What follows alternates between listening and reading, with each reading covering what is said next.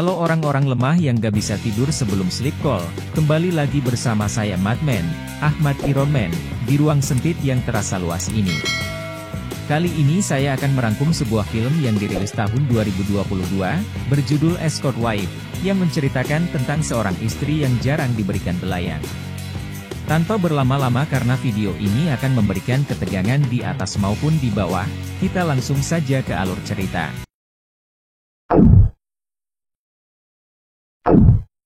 Di awal film kita diperkenalkan pada pemeran utama film ini. Seorang wanita bersuami yang sedang dalam masa pemulihan setelah mengalami keguguran. Dia bernama Patricia. Bisa dibilang Patricia memiliki kehidupan yang cukup mewah, kehidupan yang tidak perlu memikirkan masalah finansial, kehidupan yang banyak diinginkan orang-orang di luar sana. Itu dikarenakan Patricia adalah istri dari seorang dokter. Dia hanya cukup tinggal di rumah dan menanti kepulangan suaminya yang sedang bekerja.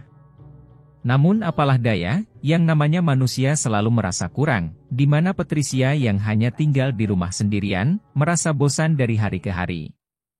Sesekali Patricia melihat foto USG bayinya yang sudah tiada. Dan tiba-tiba ia jatuh pingsan. Singkat cerita malam pun tiba, di mana sang suami juga sudah pulang. Ia bernama Roy. Tak lama tiba di rumah, Roy kembali pergi untuk bekerja. Tentu hal itu membuat Patricia lagi-lagi harus tidur sendirian. Pagi harinya saat Roy pulang, Patricia menyampaikan kalau dia sudah sangat bosan berada di rumah terus. Patricia meminta izin pada Roy untuk bekerja. Dengan wajah sinisnya itu, Roy tidak setuju, dan mengingatkan masa pemulihan yang harus dijalani Patricia. Dan setelah itu Roy pergi tidur. Di saat Roy tidur, Patricia mencoba menggoda Roy, namun karena Roy tertidur pulas, Patricia hanya bisa menggunakan tangan Roy untuk menelusuri itu. Dan tak lama setelah itu Roy terbangun melihat Patricia yang mendesah. Bukannya terpancing oleh kemolekan tubuh istrinya, Roy justru melanjutkan tidurnya. Berdebah. Malam harinya, Patricia yang berada di dapur, sekilas melihat tetangganya yang tinggal di apartemen seberang jalan. Ia pun penasaran pada tetangganya itu, sampai-sampai ia mengambil sebuah teropong. Namun betapa terkejutnya Patricia melihat tetangganya itu sedang bercocok tanam, di mana Patricia dapat melihatnya dengan sangat jelas gerakan maju mundur cantik itu. Akibat melihat kejadian itu, sampai-sampai ia membayangkan botol di hadapannya adalah tongkat milik suaminya. Ia yang sangat kemudian menelpon suaminya. Namun suaminya tidak bisa pulang di malam itu, karena harus lembur. Dan lagi-lagi Patricia harus tidur sendirian. Paginya, Patricia mencoba memberikan kode kepada Roy dengan menggunakan kaos oblong miliknya. Namun bukannya PK, Roy justru memarahi Patricia karena telah memakai bajunya. Patricia yang kecewa pun pergi menuju ke kamar mandi, dan berteriak sekeras-kerasnya. Roy kemudian mengajak Patricia makan di luar, di mana Patricia sangat senang karena akhirnya dirinya bisa keluar rumah bersama Roy. Dengan kancing yang sengaja tidak dipakai, Patricia berusaha memberikan kode kepada suaminya itu. Namun bukannya dilihat oleh Roy, belahan itu justru dilihat oleh si pelayan, yang membuat Roy menyuruh menutup belahannya itu. Apaan tuh? Apaan tuh? Apaan tuh?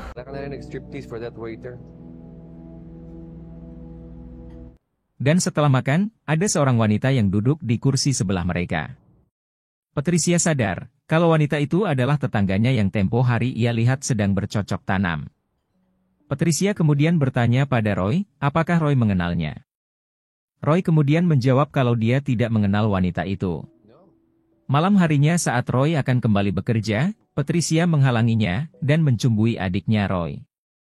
Namun lagi-lagi, Roy tidak peka, dan justru segera pergi bekerja. Patricia kemudian menceritakan hal itu pada temannya yang saat ini berada di luar negeri. Ia bernama Joanne. Patricia kemudian pergi ke sebuah bar, di mana terlihat ada seorang pria yang sedang menggodanya. Walaupun Roy tidak peka untuk bercocok tanam, tak membuat Patricia berkhianat. Ia kemudian mengatakan kalau dirinya sudah memiliki suami, yang membuat pria itu pergi. Sepulangnya ke rumah, Patricia kembali melihat aktivitas tetangganya itu, di mana wanita itu kembali melakukan perkentoyan, namun dengan pria yang berbeda dari sebelumnya. Aktivitas tetangganya itu membuat Patricia menjadi hingga ia memainkan miliknya sendiri. Pagi harinya, Patricia yang nafsunya sudah di puncak, dengan agresif bercocok tanam dengan suaminya, yang akhirnya mau juga. Setelah melakukan itu, bukannya dipuji atau setidaknya menghargai sang istri yang sudah melakukan effort lebih, Roy justru mengatakan kalau Patricia tidak cocok menjadi seorang hyper. Dan setelah itu, ia memberikan Patricia sejumlah uang, seakan Patricia bukan istrinya, tapi wanita penghibur yang dibayar. Tentu Patricia sangat kesal akan hal itu. Pagi harinya, Roy akan pergi selama 3 hari karena tuntutan pekerjaan. Tentu hal itu akan membuat Patricia menjadi lebih kesepian lagi. Ia pun mengutarakan isi hatinya, namun Roy justru kesal pada Patricia. Roy mengatakan secara tidak langsung kalau Patricia mandul. Perkataan yang sangat menyakiti Patricia, hingga Patricia mengatakan kalau Johnny milik Roy tidak menembakkan sperma, tapi menembakkan angin. Mendengar itu, Roy mencekik Patricia, di mana hal itu tentu masuk dalam kategori kekerasan dalam rumah tangga. Malam harinya, Patricia kembali mengintip aktivitas tetangganya itu, di mana si wanita sedang dengan pria yang tempo hari menggodanya di bar. Dan di sana Patricia menyimpulkan, kalau wanita itu adalah seorang wanita penghibur. Keesokan harinya, Patricia pergi ke bar, di mana ia kemudian dihampiri oleh tetangganya itu. Wanita itu bernama Chrissy. Diketahui kalau Chrissy adalah seorang siswa SMA, di mana hal itu membuat Patricia terkejut setelah apa yang sudah dilihatnya. Mereka berdua kemudian menjadi akrab, dan menghabiskan waktu dengan minum-minum bersama. 3 hari pun berlalu, kini Roy sudah kembali pulang, di mana Patricia menyambut hangat kedatangannya. Roy kemudian memberikan Patricia sebuah hadiah, dan setelah itu, Roy pergi ke kamar mandi. Patricia kembali mencoba menggoda Roy dengan diam-diam ikut masuk ke kamar mandi. Namun Roy malah mengunci pintunya, yang membuat Patricia salah tingkah sendiri. Scene beralih pada Chrissy yang sedang mengerjakan tugas sekolahnya, kemudian ditelepon oleh seseorang yang ingin menyewa jasanya. Dan ternyata orang itu adalah Roy. Dan di sini bisa disimpulkan kalau Roy berselingkuh dengan Chrissy. Mereka pun kemudian bertemu, dan melakukan dengan Roy yang memakai penutup mata. Di rumahnya, Patricia yang penasaran pada aktivitas Chrissy malam ini, kembali mengintipnya. Namun betapa sakit hatinya Patricia, ketika melihat orang yang sedang mantap-mantap dengan Chrissy, adalah suaminya sendiri, yaitu Roy. Tentu itu menjadi alasan kuat, mengapa selama ini Roy selalu menolak ajakan mantap-mantap dari Patricia. Malam itu juga, Patricia pergi ke apartemen Chrissy untuk memergoki suaminya.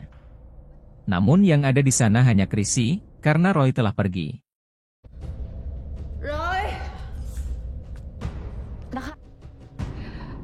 I'm not your cliche wife. I just wanna know. Where in the Chrissy pun menjelaskan kalau dirinya bukanlah pelakor, melainkan seorang wanita penghibur yang dibayar, dan kebetulan Roy memesan jasa Chrissy. Hari-hari Patricia jalani dengan perasaan frustasi, hingga ia mendapat pesan dari Chrissy yang ingin meminta maaf. Mereka berdua pun bertemu di bar itu, dan kemudian Patricia meminta agar Chrissy menunjukkan kamarnya. Di kamar yang menjadi tempat mantap-mantap itu, Chrissy menjelaskan kalau dirinya akan membuat jadwal dengan kliennya setelah mereka mengirimkan sejumlah uang, atau kripto padanya.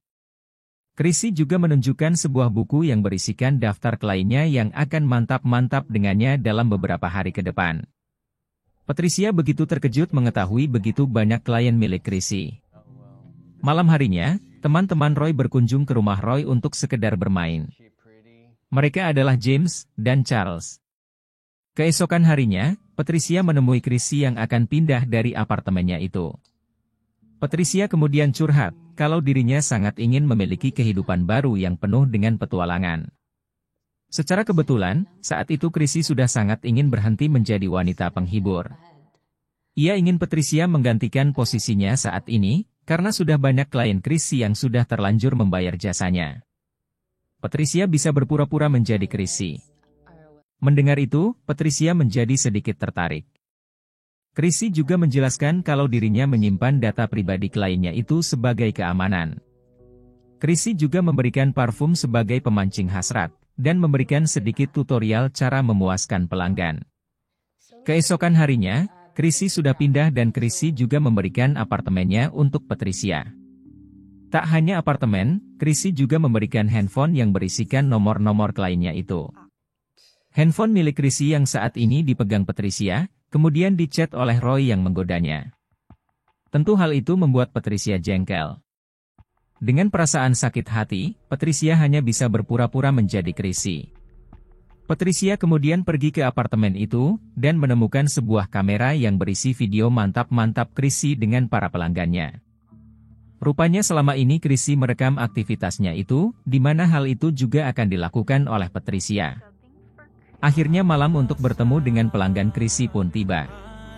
Patricia memakai parfum yang diberikan oleh Chrissy dan mantap-mantap pun dilakukan. Dan siapa sangka kalau salah satu pelanggannya itu adalah James, sahabat dari Roy, suaminya.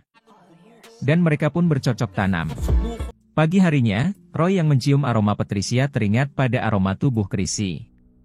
Roy pun mengkontak Chrissy untuk bercocok tanam malam ini, tanpa ia tahu kalau handphone milik Chrissy dipegang oleh Patricia. Roy pun datang ke apartemen itu dengan penutup mata, tanpa tahu kalau di depannya bukanlah Chrissy, melainkan Patricia, istrinya sendiri. Mereka pun bercocok tanam, di mana sebenarnya itu yang diharapkan Patricia dari suaminya itu. Keesokan harinya, Roy menelpon Chrissy, di mana Patricia segera menyembunyikan handphonenya itu. Hingga saat makan siang, bukannya Roy menghargai masakan istrinya itu, ia justru tidak menghargainya, yang membuat Patricia marah. Malam pun tiba, di mana sahabatnya Roy kembali berkunjung. Dan di belakang Roy, James mengambil kesempatan bermantap-mantap dengan Patricia.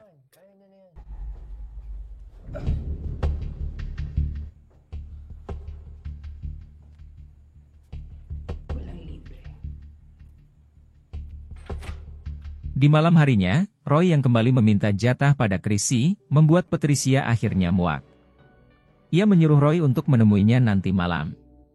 Dan saat malam tiba, betapa terkejutnya Roy ketika wanita di depannya itu bukanlah Chrissy, melainkan Patricia. Patricia juga memberitahu Roy kalau dirinya sudah bercinta dengan James 2 kali. Patricia mengungkapkan alasannya melakukannya, karena Roy tidak pernah menganggapnya.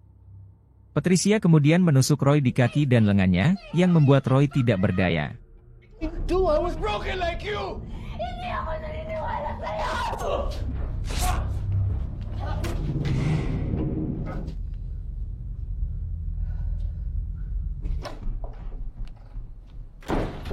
Patricia kemudian mengambil alih semua properti milik Roy seperti rumah dan juga mobil.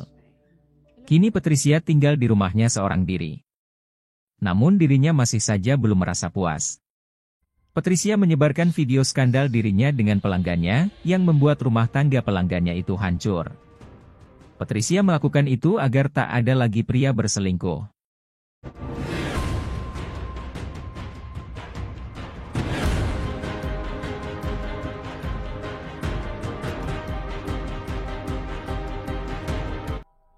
Di bar, Patricia didatangi pelanggannya itu, di mana pelanggannya yang sudah hancur rumah tangganya gara-gara Patricia menyebarkan videonya, akan membunuh Patricia. Dan tiba-tiba,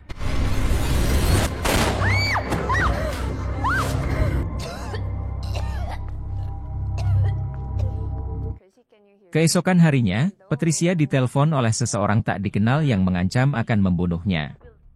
Namun hal itu tak membuat Patricia mengurungkan niatnya untuk menyebarkan video skandalnya. Ia kemudian menerima pesan dari seseorang tak dikenal yang menginginkan jasa Patricia.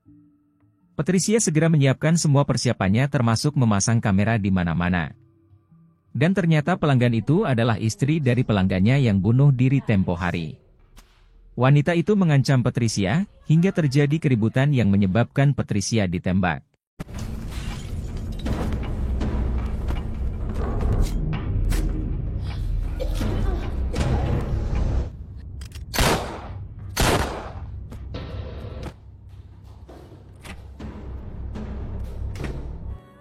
Dengan kondisinya itu, Patricia pergi ke laptopnya, dan mengupload semua video skandalnya. Di akhir film, Patricia menjelaskan kalau saat ini dirinya sudah bisa bekerja dari rumahnya. Dan film pun berakhir. Pesan yang bisa disampaikan di film ini adalah, jangan biarkan wanitamu kesepian. Mungkin itu saja yang bisa saya sampaikan, kurang lebihnya saya minta maaf. Sekian dan terima gaji. Saya Madman, Sempak Bolong Mimi Peri.